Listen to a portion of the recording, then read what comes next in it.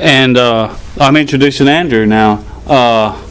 And I'm Benji, like I said earlier. And most of us in the room, I think, know at least who Andrew is. I met Andrew in this room over here at an AA meeting. He didn't talk much. I didn't know much about him. This is probably a couple of years ago. He had a little bit of sober time. I believe he might have had like 6 months sober. I don't think he had any sponsorship or any step work. And I remember he called me and he said, "Hey, do you think that we could meet up and maybe talk about the steps, right?"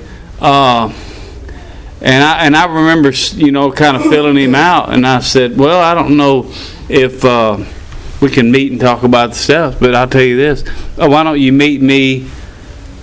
I don't know if we met here the first time or at my house. It probably was here. I said, "How about let's just meet at the club at such and such a day on a time?" And we met, and I didn't. It was weird. I didn't give him a chance to ask me to be a sponsor. I was a freaking sponsor the day he met me, you know what I mean? Right there in that room, I had him cornered in, you know what I mean? You got to get them any way you can get them. And I don't think I gave him a damn chance, man. And then we, from there, man, we went, we started working through the steps, and he goes to a lot of meetings too. And we started working through the steps. We either would meet here. That didn't last very long. We just started meeting at my house. I think we met on Tuesdays for a long time. And Andrew was one of those guys that man, I would ask him to do something, and he just did it. He was very good at doing whatever. Hey, we're going to do this week, and he would have that crap done, and he would. And both of our lives, I've learned so much from Andrew, probably more than anybody else that I've went through the steps with. And he's the only person that I've ever sponsored that I've called my own sponsor about. I'm straight up bitching about it, right? Do you know what this crazy son of a bitch is telling me right now? The only one ever that I've called my own sponsor and said, "I don't know if I can do this." The only one that I've ever done. And our lives on the outside, our lives are totally different, if you just look on the outside. But after going through the steps with him and the way he lives his life today, we're just alike. You know what I mean? This is all smoke and mirrors, and inside we are to the core alcoholics, and we couldn't be anything but the same. Our lives may look different on the outside, but they're totally alcoholic in the brain. And I've enjoyed working with this guy, man. I consider him a brother, man. I love this man. He takes fatherhood very, very serious. And see, I'm not a father, you know what I mean? So I don't know. That's way out of line for me. I don't know what that means. But he's taught me about that with his daughter, and man, he's always willing to help. Most people don't know it, but most of these speaker meetings, Andrew sets the damn thing up. Nowadays, I don't even got to ask him. He tells me he's going to do it, which saves me from having to run across town after I get off work for doing it. A lot of people don't know that. Andrew does that. A lot of people don't know that. Andrew makes the damn coffee 90% of the time, so if you bitch about the coffee, blame it on Andrew. And just things like that he does that people don't know or people don't realize, and it's good stuff. And as most of you know, he went through a pretty tough time the last part of last year with his mom and stuff, and he went through that. And he went through that sober, you know what I mean, and it wasn't easy on him. He was, he's not from here. His family's 7,000 miles away in Connecticut, and he got through that. and came back here to us, and we just loved him until just like other people that those things happen to, and he realizes that AA promises us sobriety. That doesn't mean our lives are going to be great. But there's one thing, I just see so much changing today as far as responsibility. I mean, he's so much more responsible than he was when I first met him. And man, he's been a joy to our group. And without further ado, here's Andrew.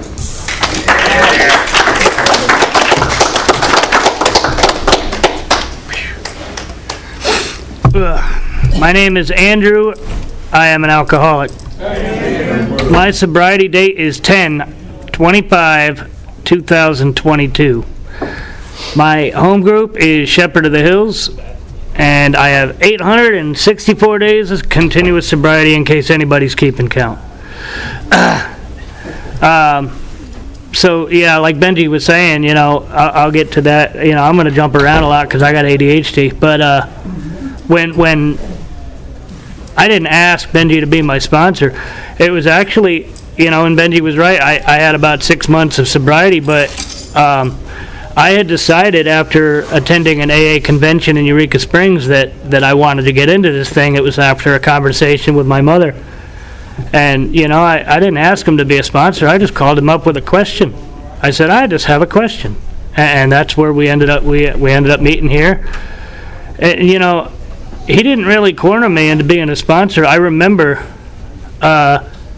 he said, if you're willing, if you're willing to walk through these steps with me. And that was the whole part of this. That was my introduction to the real AA, if you're willing. And I grew up in AA, When I was 13, my mother dropped me off at Alateen, and I'm not really sure if it was just, as a babysitter opportunity or, if she was introducing me to the life that I would soon have. Alateen is what I refer to now as the future alcoholics of America. And, but it was good. It was, for me, it was social interaction that I didn't want or need. But, so I grew up, I was born in Hartford, Connecticut in 1982, and I spent most of my life in South Windsor, Connecticut, about 25,000 people. Population hasn't changed much, but the diversity of the town has. 25,000 people in Connecticut is considered a small town. I've been to small towns with 50 people, 500, nope, 25,000 is a small town in Connecticut. So it's small state, huge population. And I lived a pretty normal life. I had 2 sisters, 1 brother. My youngest sister is the one I remember the most living with in the house. My older sister and older brother were, quite a bit older. They were on their way to moving out by the time, I remember much of my childhood. But me and my sister were fairly close growing up, and it was just my mom, my dad, and my sister. And I remember she didn't have a lot of friends when she was a kid. So I played Barbies with her, and I'm not afraid to admit that. That's what big brothers do. I was always looking after other people, from my sister or just other people. And I remember I had a German Shepherd for 14 years, and I took care of that dog, its entire life, and we had a couple of cats. So I grew up with animals, and I always felt closer to animals than I did people. But growing up, it was normal. My dad worked for an insurance company as a shuttle bus driver. He'd shuttle all the rich people around, and he had a bring your kid to work day. And I later found out he did more than just drive people around. He was a fleet mechanic. He took care of all the shuttle buses. He was a mail courier. I mean, he did a lot for the insurance company. So bring your kid to work day was very influential for me, and it really shaped the rest of my work ethic. Because, he worked for that company for 30 years and they laid him off and kicked him to the curb, which today I think is the reason I don't like holding long-term jobs, because I feel like, I don't want to dedicate my life to one company just to be kicked out when I'm no longer useful to them. So it really affected me, and my mom, to the best of my recollection, my mom worked retail, JCPenney, But I also remember her working as a data entry specialist. She was a typist. She also got a paralegal certificate, but I never remember her working in a lawyer's office. But, my mom was highly intelligent when it came to technology. She actually was the one who taught me how to type on a keyboard and use computers and all that and get into that level of technology. Actually, I think our first computer was an Apple Macintosh. But, I was socially awkward with people, so I remember, getting America Online, and America Online used to kick me out of their chat rooms long before Facebook. AOL was the original Facebook jail for me. I'd get suspended, and my dad was yelling at me trying to figure out why he couldn't log on to AOL. And but my social interaction, the awkwardness started early. And I think one of the reasons for that is I was actually born with a visual impairment called congenital nystagmus, which I still have today. Which basically affects the pupil. It's rapid eye movement of the pupil, and I can't focus for too long on one fixed object. And the doctors, when I was a kid, told my parents, you better get ready for, to provide transportation services for your son. He's never going to get a driver's license, never going to have a car, never do any of this. They said it was impossible. I was born legally blind with 2600 vision. I was the kid that ran into walls, not on purpose. But but my grandmother, my mother's mother, she always would work with me. She would do eye exercises and make me stare at like the eraser point of the pencil, and she was instrumental in making my eyes stronger. She was bound and determined because she was, very faithful, and she believed that God could perform miracles and do anything. And she was bound and determined to see me get a driver's license, or, at the very least, live a somewhat normal life. So I wasn't legally blind my entire life. I was upgraded to visually impaired. Apparently there's a difference. But because of my legal blindness, my father was able to cash in on disability payments because, I had disability until I was about 26, 27. But, I want to say that I didn't let my disability hold me back, but I always held a resentment against my mother for a very long time because I was of the belief that she used drugs and alcohol while she was carrying me, so it was her fault. It was her fault that I was born blind. It was her fault that I was born skinny. Like I was blaming my mother for my genetics, So I held a resentment for a long time, and I never really did figure out the truth. If she did, I know she smoked, her entire life, and I know that she was a member of AA, But, so I had a resentment against her. In terms of drinking in my house, I never ever remember seeing my mother bring alcohol home. My only vivid memory of my mom was her driving around with a jug of wine in the back seat, and the only memory I really have of her being completely intoxicated was she pulled over on the side of the road. I guess she knew she was too drunk to continue driving with us, and she called somebody. I don't remember who, but she called somebody else to come pick me and my sister up. And I always thought that was really responsible of her. Some people still get DUIs for that, doing stuff like that today, but I feel like she was trying to do the right thing. But I don't ever remember her drinking at home. My father, on the other hand, would drink anytime he cooked, would drink anytime he was putting together a grill. Actually, the first time he ever put together a grill is when I actually learned most of my vulgar vocabulary. So I learned a lot of new words just trying to put together a grill. But he had a home bar. I have a home group at AA. He had a home bar. He went to a bar that, he always went there, and they had a bar phone back in those days where the wives could call and see if their husbands were there, and, they'd pay the bartender extra to say they weren't there. But as it turned out,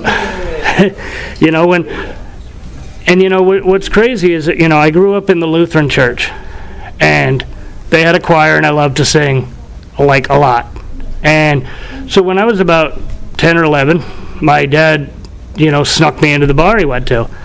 And in Connecticut, they have a law where I could go into any bar I wanted to as long as I stay 150 feet away from the bar.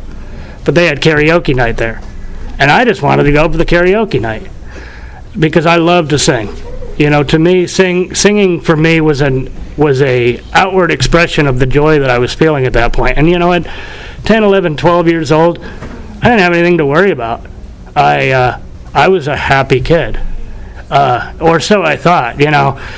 I described myself as happy, but I was the kind of kid parents will bring their kids into the store and, the kids don't get what they want and they'd throw temper tantrums. I didn't throw temper tantrums. I had psychotic meltdowns that would, make people question why my mom hadn't had me killed yet. I was cussing her out at 5 and 6 years old. Don't even remember where I got those words from because I don't think we had a grill yet at that point. But, I just, to this day, I feel bad about how I treated her. It didn't matter if it was a toy or, what it was. If I didn't get what I want, then it was a complete psychotic meltdown. And I guess, I felt entitled to more than my sisters because, my sisters turned out normal. I don't know if my mom drank or smoked with them, carrying them, but I just kind of felt like they were normal and I wasn't, so therefore I was entitled to more. I should be able to get whatever I want. So when I was 9 years old, I went over to my brother's house because he was older, and it was the first time I was ever exposed to professional wrestling. WrestleMania 9 was the first pay-per-view I ever saw, and Shawn Michaels was the first wrestler I ever remember. And, I connected with pro wrestling on such a deep level because these were guys that were running around being people who they weren't. They had this character, and I connected with that because even at 9, 10 years old, I wanted to be anybody other than who I was. Because I didn't know who I was. And who I felt like wasn't somebody I liked at that point because I had all these, racing thoughts. And the problem with the Lutheran Church is when I went there, it was a hellfire and brimstone thing. So at 6 years old, I was convinced that if I didn't, listen to my parents and do everything right, I was going to hell and I was going to die and God was just going to, push a button and end my life immediately. Literally scared to die.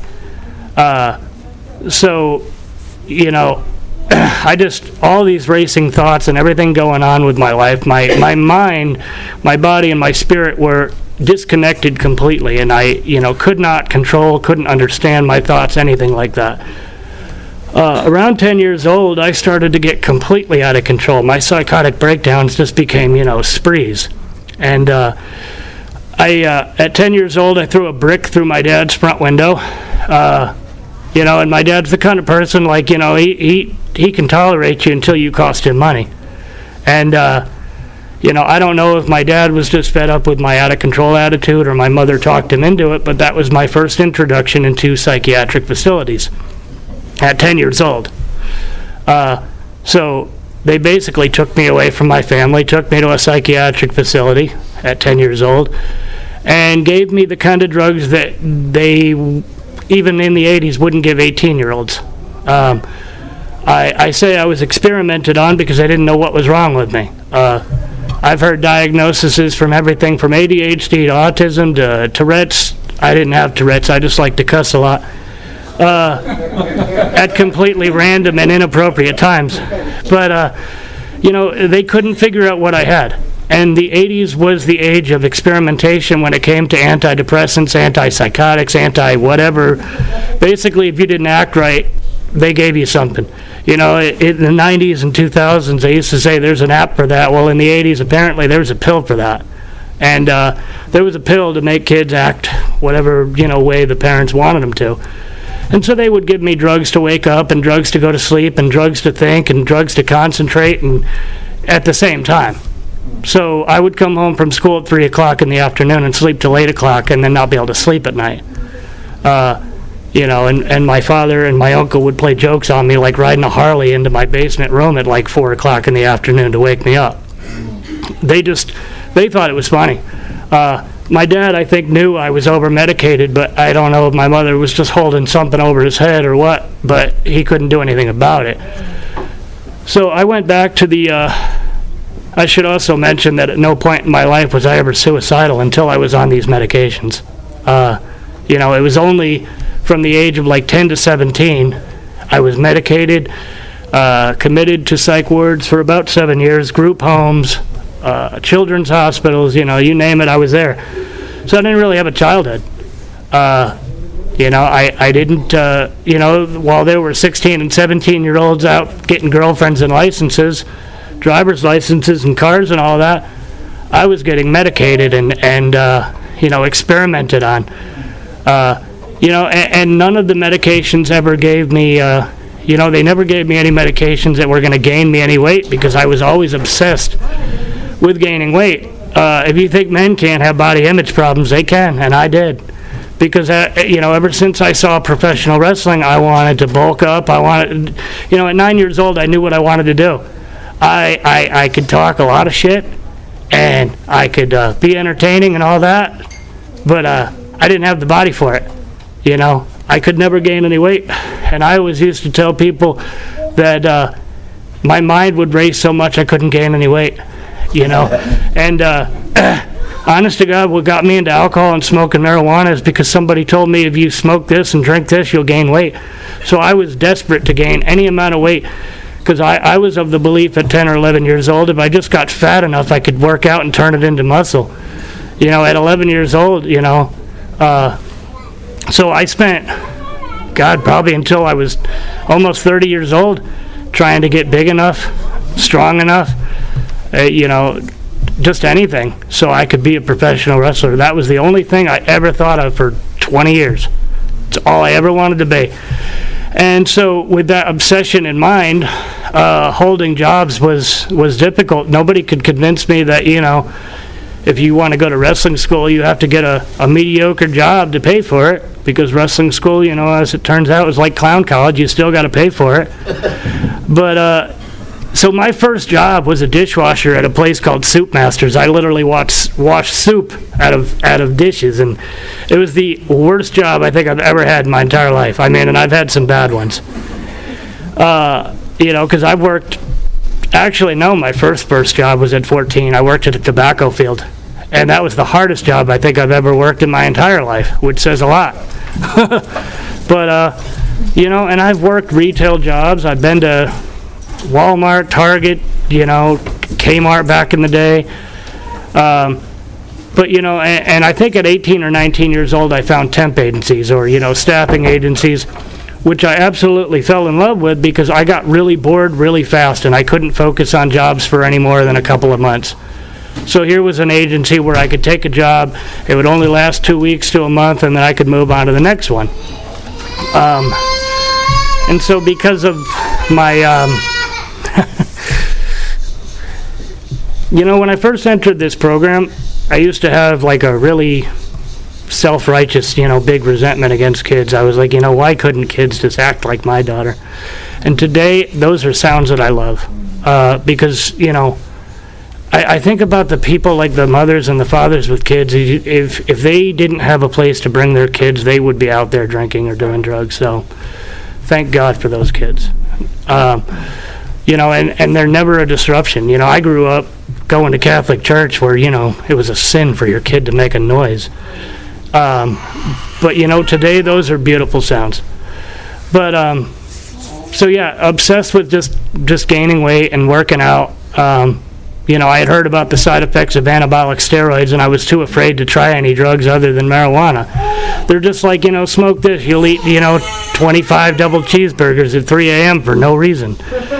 Or drink gallons of Pepsi. And I used to do everything, I'd drink beer because, they said it was empty calories and it'll just make you fat. And, I didn't get a beer belly till after I quit drinking. I was like, how the hell? But the first time I ever remember actually having any alcohol whatsoever, because my dad would crack open the Miller at cookouts and barbecues and stuff like that, and he'd slip me one, every now and then. Little did I know that alcoholism ran in my family, so my grandmother, kind of swatted my hand and, gave me a lecture about why I shouldn't drink and all that, but that was my first experience with alcohol. And I was probably about 15 or 16. I've heard stories in this program of people drinking at 8 or 5 or 3, but that wasn't my story. I didn't start until I was about 15 or 16. And I say start, I mean just experimented with. But then my high school friend, I had a friend from like first grade all the way up into high school. And then after high school, he decided, he was too good for me.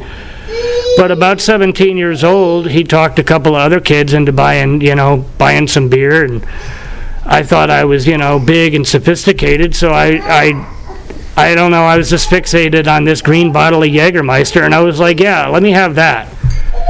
And I didn't mix Jägermeister, I drank it cold. I didn't care if it was, straight or whatever. I didn't mix it with anything. So Jägermeister was my hard liquor drink of choice. I would drink it, after a while I would drink it warm, cold, didn't matter. I later found out that in Germany it was a medicine, so, I just figured I was medicating myself. But I didn't really start my drinking until I was 21. My hardcore drinking started at the legal age, so I thought, I was justified. I'm 21, I can do what I want now. And I still remember to this day the first drinks I bought as a legal drinking adult was bought a case of Budweiser, a fifth of Aftershock, and a nipper of Jack Daniels. The nipper of Jack Daniels I tried to take like a shot glass, and I spit most of it in the sink. And for my entire drinking career from beginning to end, I never picked up whiskey again in my life. I only wish the beer had tasted that bad, or anything else for that matter. The Aftershock tasted like Benadryl, so I ended up selling about half a bottle to these 16-year-old kids I knew. And then I got an idea in my head. If I could just buy minors alcohol and charge a 12-pack commission, I wouldn't have to pay for beer anymore. And that's what I did for 2 years. And I only had one rule with these minors. You stay in the car and you don't make a scene out of yourself. The laws in Connecticut were and probably still are pretty stiff for buying minors alcohol. So I was like, I'll buy you guys alcohol, but you're not allowed to drink without me. And, and don't make a scene of it. And that went on for 2 years until one of the stupid broads freaking made a scene out of it, and I almost got caught. And I was like, well, we're not doing that anymore. We always had a spot that we would drink at, and the one time that they drank and I wasn't there, the cops raided the place. So I wasn't there. I didn't know nothing. But, and I always drank alone. I didn't have any friends after high school. I don't know why. I don't know. Maybe people just thought I was the awkward kid, but I was so not liked. I threw a house party, offered free beer, and nobody came. Like, who turns down free beer? So there was a guy at 18 or 19. No, it was about 21, 22. So I met this guy at McDonald's, and he was a loser like me. And so I talked my dad into renting a room out to him. And he was the only one because he was living there. So we built a beer pyramid, about 170 cans of beer. And it took us 3 days to finish it. 2 guys drinking 170 cans of beer. I don't remember much of that. I really don't. And it wasn't good beer either. It was cheap shit.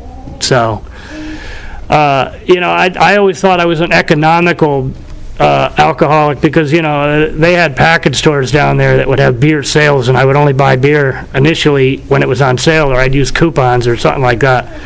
So I thought I was a frugal alcoholic. Once in a while I'd buy Sam Adams, and that was considered high-end to me. But, so, that's pretty much, how I started drinking was just, I felt justified at 21. And, I've had a lot of jobs. I've worked everywhere from Bank of America and all that. So my first real relationship after high school, my first real girlfriend, I guess, surprise, surprise, I met her online. And so she lived in Bellflower, California, about 3,000 miles away. And I was convinced that I was going to go out to California with my shoulder-length long hair, looking like a anorexic pro wrestler, that I was going to go out to California and be a movie star, or, they had a wrestling school out there. The Ultimate Warrior was out in Arizona at the time. And so I was like, screw it, I'm going to go out there and I'm going to be with this woman, and we're going to live happily ever after, and I'm going to be a big shot movie star or a wrestler or whatever. 18 years old. Only had heard of Compton, California and rap songs, and I knew that I didn't want to be there. I guess I had an aunt in East LA, and again, grew up in basically white suburbia, knew nothing of California, East LA, or anything like that. So I flew out there, half-cocked, just screw it. I was only 18 at the time. Hadn't discovered, alcohol yet. Not really. So I go out to East LA where they're dealing cocaine openly in the street and the cops aren't doing anything because it's East LA. And my aunt was, I met my aunt and she's like, what are you doing out here? Do you have any plans of what you're doing? I was like, nope. And when I told her what my plans were, she's like, we're sending you back.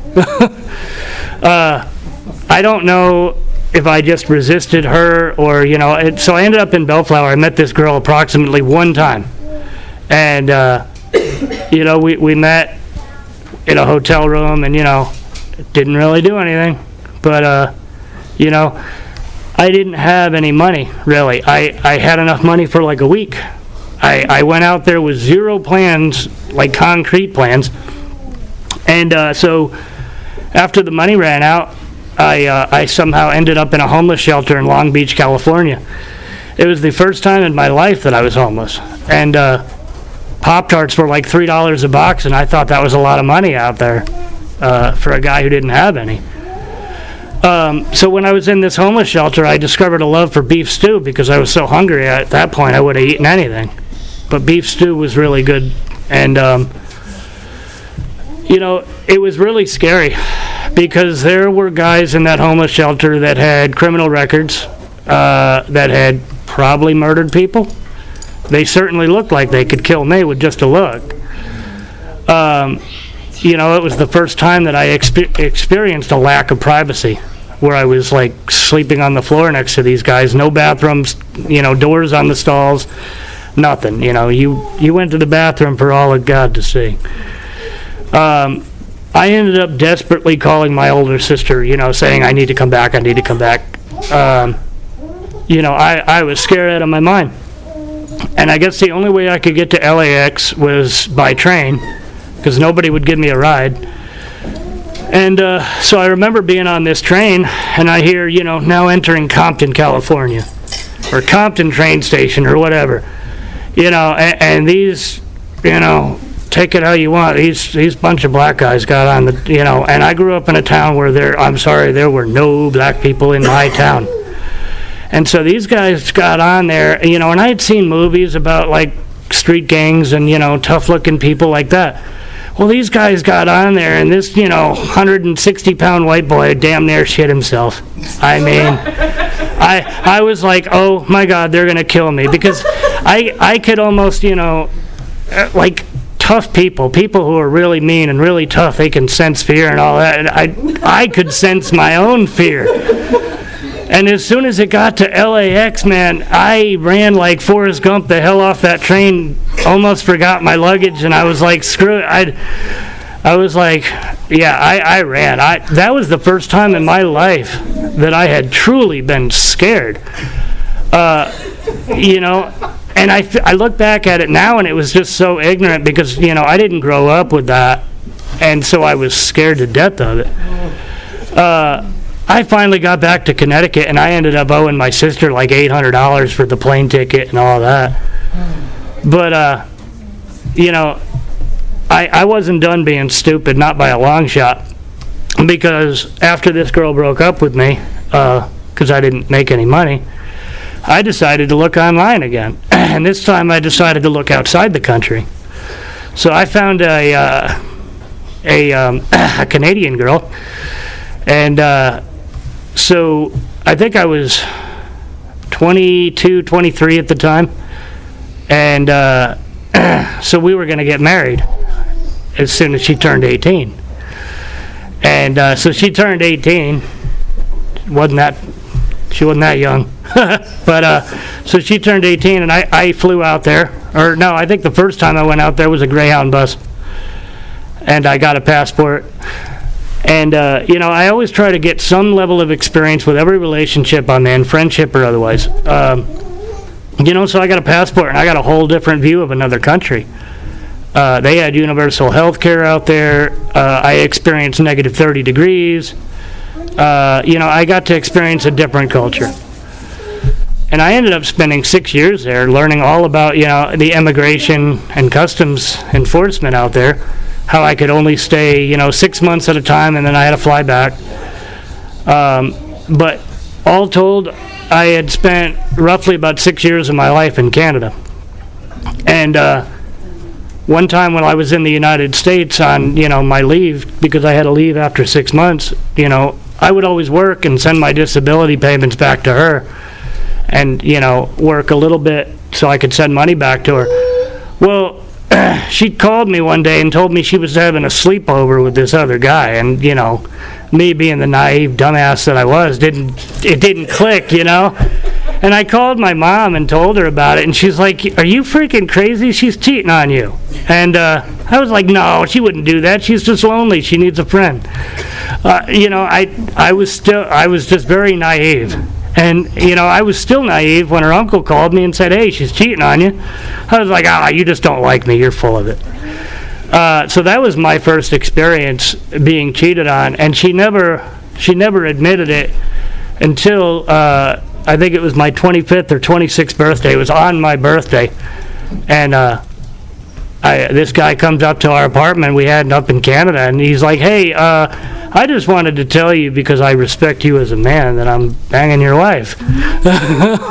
On my birthday. And so around that time, I wasn't even mad. I'll tell you what, it was my birthday. I wasn't even mad. The first emotion I felt was not anger, believe it or not. And it was almost like God worked his magic, because like 5 minutes after he came over, my wife called from work. I was like, "Hey, honey, you're never going to believe who's at the apartment." And when I told her, she's like, "I want him out. I want him out of our apartment." I was like, "Oh, yeah, we're going to go out. I'm going to take him out for a beer." I mean, at that point, what could I do? I could knock him down the stairs and I could kill him, and it wouldn't change the fact that I had been cheated on. So I took him out for a beer. It was my birthday. I was going to celebrate. And we didn't break up right after that. She convinced me that it was a mistake and she was lonely and all this. And I was like, well, I'm not going to become a Canadian citizen. And for whatever reason, she couldn't cross the border because her story wasn't believable at the time. And they denied her entry 3 or 4 times, and they told her if she tried again, they'd put her in jail for 5 years. So we just, kept going on for maybe another year or two, and while she proceeded to sleep with the entire nation of Canada. And so I had made a resolute decision that I was either going to get AIDS or I was going to break up with her. So it actually took a lot of people to get me to break up with her and really see, because this was my first marriage. I was innocent. I wanted this to work. I wanted to believe that she could change, and turns out she couldn't. It wasn't that long after the divorce was final that I met another girl online who would later become Renault's mother. And, I figured I'd stay stateside this time and, go down south because, I'd heard about Southern girls. This one was from Arkansas, and to the best of my knowledge, she was single. So, we talked for about 6 months. And, I was going to pay for her to get a plane ticket down to Connecticut, but she said, I'm afraid to fly. She'd never flown before, and she didn't want to fly alone. She ended up taking a Greyhound bus for 2.5 days to Connecticut to meet me. And her friends were convinced that I was an axe murderer, and I said, I'm retired. So we stayed in Connecticut, for 2.5 years. I guess we just got tired. We were still living with my dad, and for all the jokes about living in your parents' basement, my basement was the best basement. But we just outgrew the basement, and we ended up getting our own apartment in Connecticut for about a year. And then we decided, she had no family in Connecticut. We were going to go stay in Arkansas, meet her family and all that. And I never went back to Connecticut after that. I was determined not to do it anymore. That I felt that Connecticut and I had given everything to Connecticut that I possibly could, that there was no future for me in that state. I wasn't going anywhere. And about 6 months before I left, though, I was going to political town meetings, and they were taking me to state conventions and all that, and kind of grooming me to be they were trying to get me to run for town council in my town. And, it was really exciting because the political parties they have out there are nothing compared to the ones out here. Like, they had a certain pro wrestling executive's wife who ran for senator out there. And so her political parties involved unlimited alcohol. It was a perfect storm for an alcoholic. And I met a couple of pro wrestlers out there and blacked out and had, a couple of people drive me home. I probably drank more during those political parties than I ever have in my entire life. But, the thing about Alateen, when I was introduced to Alateen, I just thought it was a social club. I didn't realize at the time that it was really a place for teenagers to go who had parents who were alcoholics. And that's what my mother was.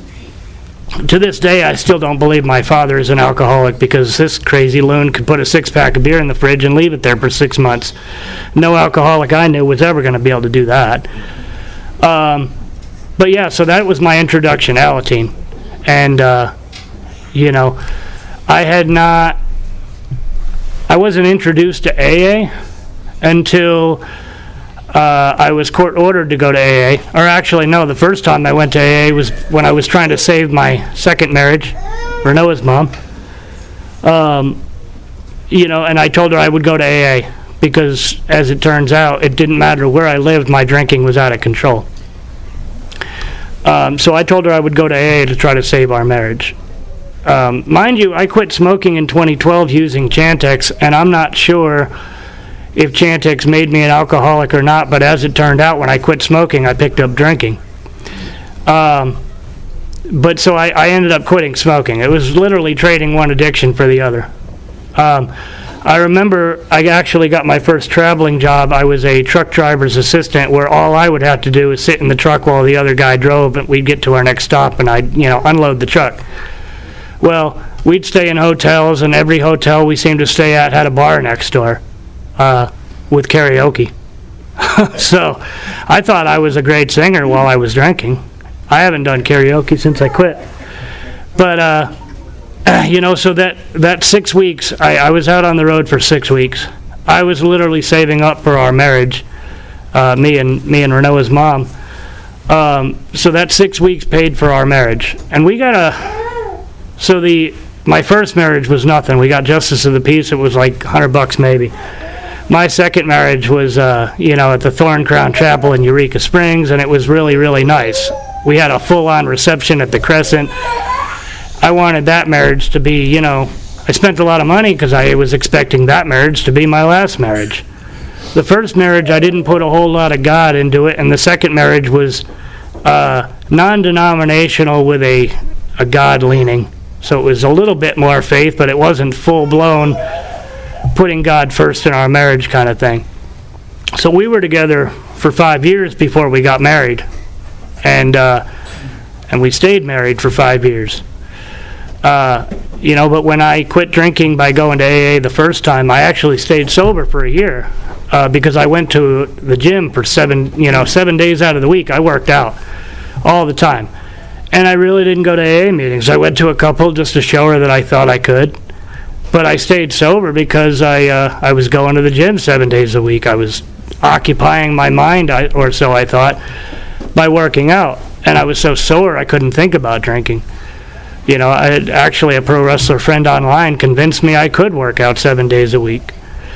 And GNC became my new bar. I would hang out at GNC buying every supplement people told me to buy to put on muscle and put on mass, and I would drink 3,000 calorie weight gainers and then immediately poop them out because my body wouldn't allow me to process. But so I worked out, not a whole lot of research there, but again, trading one addiction for the other. It was cigarettes, it was alcohol, it was fitness, working out. And at some point after about a year of working out, I convinced my wife at the time that I could drink again. Because, of course I wasn't going to AA, wasn't really involved in the program. So, and they talk about this in the rooms all the time. I convinced myself that I had quit for a year, I had given my liver and kidneys and pancreas and everything a break, and that I was okay to go back out and drink again. Well, I really wish my wife at the time would have just wrung my neck and said, "You stupid idiot, what do you think, what are you talking about?" But she didn't do that. She's like, "Oh," and they talk about this in the book. I told her I would only drink on weekends, or I'd only drink on Tuesdays, or, and I wouldn't drink during certain times. Well, that didn't last very long. It devolved very quickly, and we had our first massive blowout. I ended up kicking her out of the house, and it was just a real bad ordeal. I was never physically abusive to any of my wives or any of my women that I was with. I was always verbally abusive. And I think because I was bullied in school so much, because of my eyes and because of my visual impairment and because I was so skinny, I always used verbal abuse as a way. That was my defense mechanism. I basically, if you hurt me and, you didn't give me what I wanted, which was love or attention or affection or whatever I wanted at the time, I became a hand grenade. I would absolutely, my anger was explosive, absolutely explosive. And so I was verbally abusive. Because I didn't want anybody to see the real me, because I had convinced myself through pro wrestling and any character that I became obsessed with on TV, I had built these alter egos of myself because I didn't want to be me anymore. And so I built up whatever character I could. I mimicked everybody I saw online, from Beavis and Butthead to D-Generation X and Andrew Dice Clay, and any of these extremely vulgar and inappropriate characters. I would become them so that I didn't have to be myself anymore. And I got to a point, between the ages of 10 and 17, I probably tried to kill myself under the influence of all these medications, probably 6 or 7 times. Except I never really had a plan. I was just like, I'm just going to do it. I guess the psychiatrist told me, if you were really going to do it, you'd have a plan. And I didn't plan for anything. I didn't plan to live to be 21. I was like a match struck on a matchbox. I was trying to burn myself out like James Dean as fast as I could. After I turned 21, I drank like I was going to die tomorrow. So I lived fast because I didn't think I'd live that long. I was convinced that my slender figure and my visual impairment were all like something that was going to kill me. At one point in time, I think I was convinced I had a tapeworm or whatever, and that was what was preventing me from gaining any weight. So I, because of the Lutheran Church and me being afraid of dying, I spent a good 15 or 20 years just thinking, well, if I'm going to die and God's going to kill me, I might as well make it worth it. So anyway, at 18 years old, when I was legally able to take myself off the medication against every rational doctor's advice, they said if you take yourself off the medication like cold turkey, you could die. I'm like, well, okay. I became a lot better very quickly after taking myself off the medication. The suicidal thoughts, the racing thoughts. When I was on those medications, I was not myself. I thought I was a zombie. I was literally just a human being without any control over my own thoughts. It was like being in a living coma.